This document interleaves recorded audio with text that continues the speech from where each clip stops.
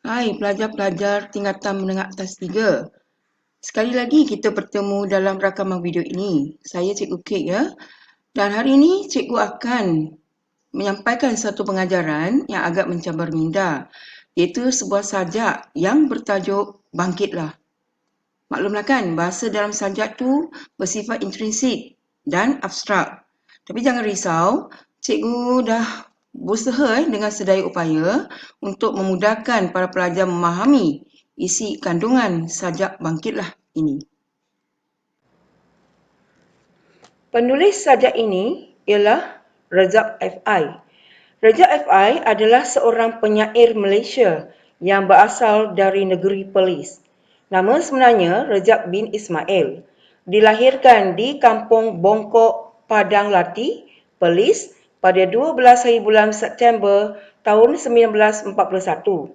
Beliau adalah seorang guru dan pernah memenangi Hadiah Sastra Nasional 1971 bahagian puisi dan Hadiah Sastra ESO Gabbana 1985 dalam bahagian cerpen.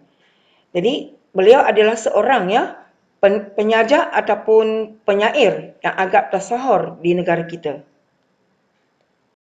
Para pelajar boleh bersiap siaga sekarang. Jadi, sediakan pen dan buku catatan untuk catatan nota ringkas. Okey. Dan yang penting tu ialah pasang telinga dan tumpukan perhatian. Okey, pelajar perhatikan sajak Bangkitlah ini terdapat 5 rangkap. Kelima-lima rangkap ini merupakan seruan daripada penyajak untuk membangkitkan kesedaran anak-anak muda supaya rajin berusaha. Pendek kata, Bangkitlah sebagai tajuk sajak ini membawa maksud bangun dan sedar. Okey, dan seperti apa yang telah cikgu janjikan untuk memudahkan pelajar memahami isi kandungan sajak ini, jadi setiap rangkap sajak cikgu telah cuba membuat penterjemahannya dalam bahasa Cina. Jadi pelajar lebih mudah hendak mengecam maksud setiap rangkap. Okay, sebelum memasuki penerangan setiap rangkap, yang penting tu tema sajak ini perlu diterangkan.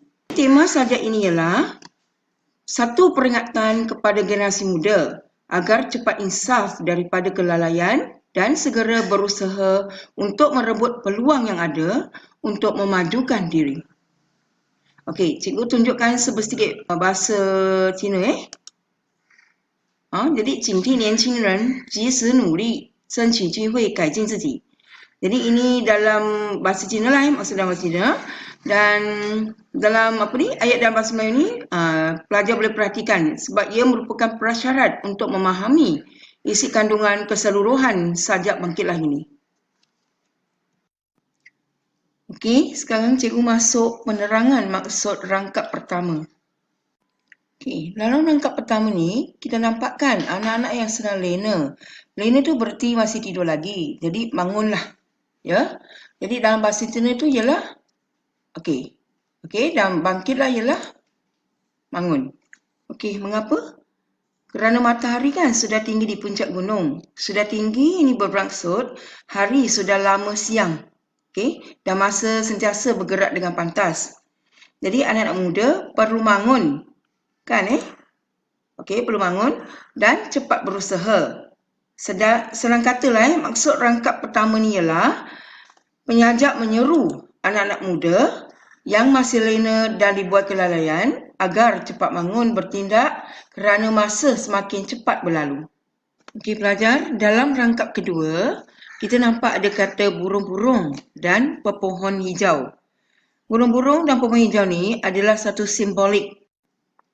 Okey, yang menunjukkan maksud peluang keemasan dan kekayaan bumi yang mesti direbut oleh anak muda. Okey, kita rujuk penterjemahannya dalam bahasa Cina ya. Okey.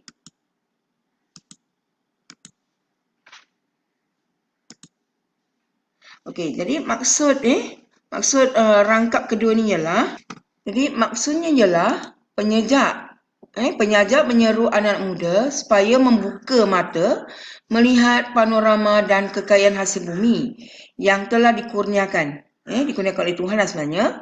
Jadi penyajak menimbulkan persoalanan. Sama ada anak muda kini sudah sedar atau belum.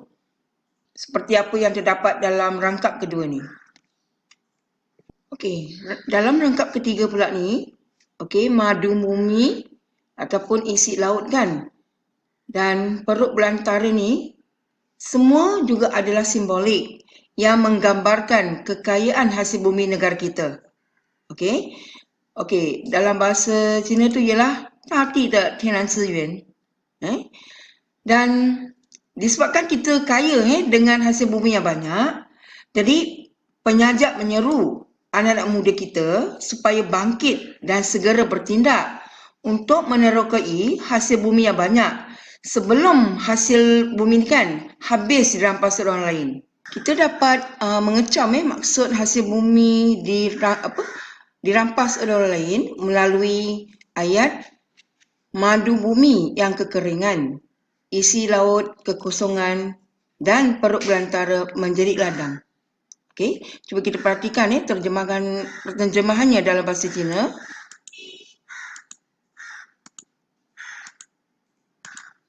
Demikianlah maksud rangkap ketiga ini. Dalam rangkap keempat pula, penyajak memberikan nasihat kepada anak-anak muda untuk memikirkan masa depan mereka. Perhatikan maksud, esok apa yang kau makan, tanah atau batu atau debu. Berarti anak-anak muda perlu memikirkan masa depan mereka.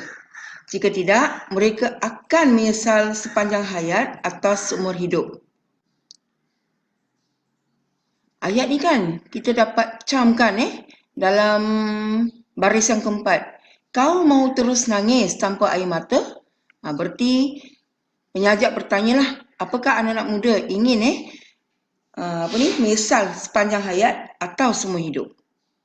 Jadi kita perhatikan terjemahkannya, senang saja.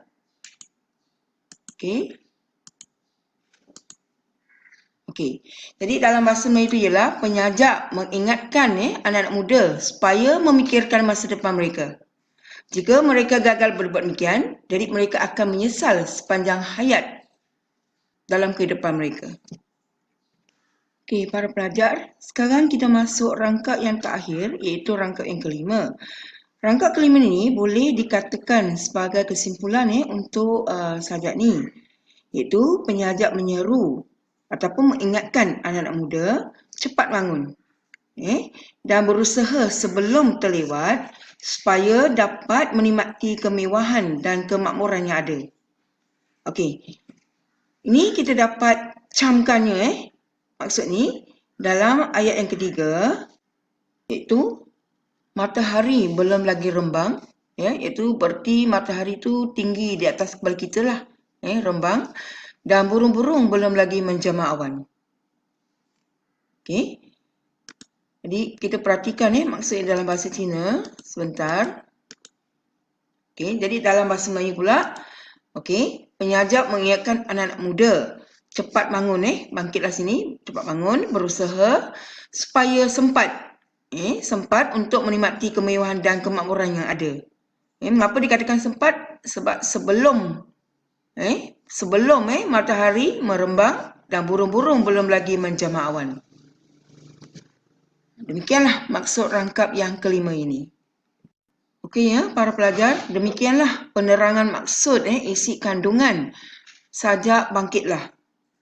Bahagian komsas iaitu persoalan yang ketiga ni, nilai, 2 nilai kat sini, dan 3 pengajaran yang merupakan bahagian komsas ni, pelajar boleh merujuknya dalam buku teks Dong Jong ataupun melalui slide PPT yang cikgu sediakan ini. Baiklah pelajar, sekarang kita masuk soalan kefahaman yang terdapat dalam buku teks Dong Jong tingkatan menengah atas 2, muka surat 179. Terdapat 5 soalan yang perlu pelajar jawab dan ada baiknya cikgu terangkan sedikit cara menjawab soalan kefahaman ini.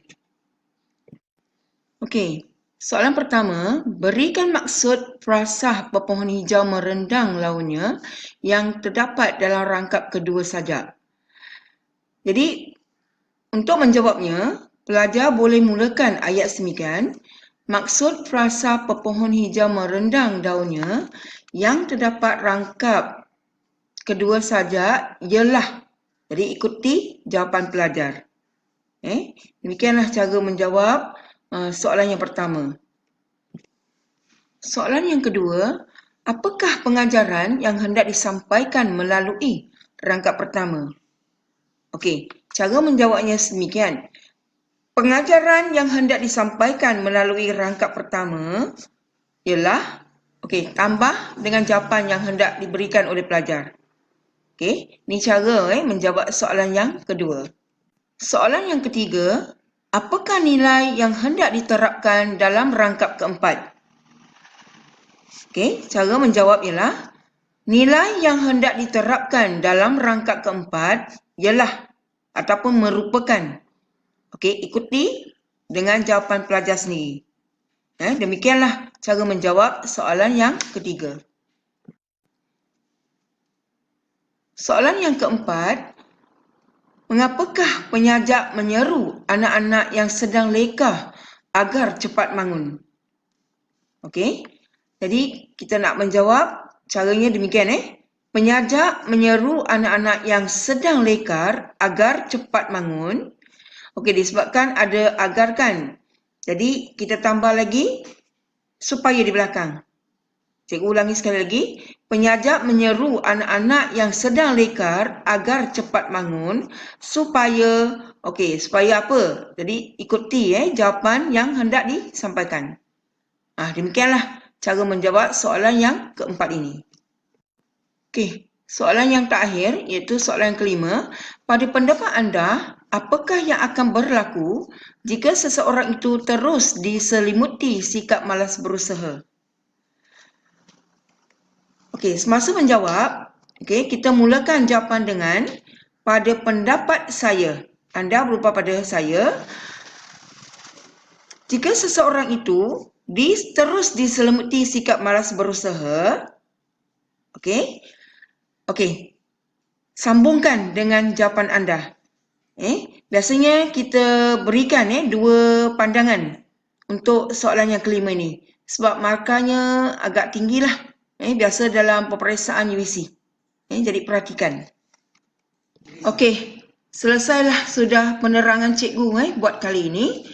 Mudah-mudahan para pelajar dapat memahami penerangan yang cikgu sampaikan sebagai input pembelajaran kalian. Berusaha dan berikhtiarlah untuk menjawab soalan kefahaman yang telah diajukan dalam buku teks. Semoga pelajar dapat menjawab dengan lancar. Selamat mencuba. Bye.